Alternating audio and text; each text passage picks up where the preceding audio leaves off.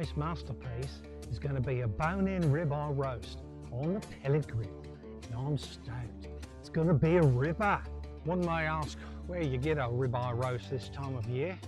Well, I buy it on holiday and stick it in the freezer.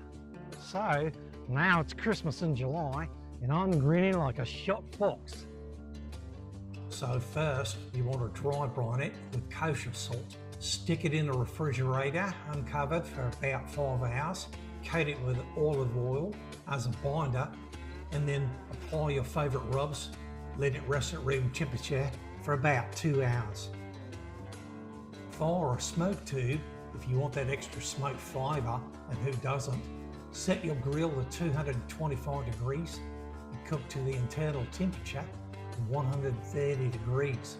Typically, it takes about 30 minutes per pound. Remove it, cover it, let it rest for about 15 to 20 minutes. Then you should be ready to cut a perfect medium rare ribeye roast. To make cutting easier, you can remove the bone first, which makes for a savoury treat for your puppy. Hey, more recipes will be on the way. Catch you later.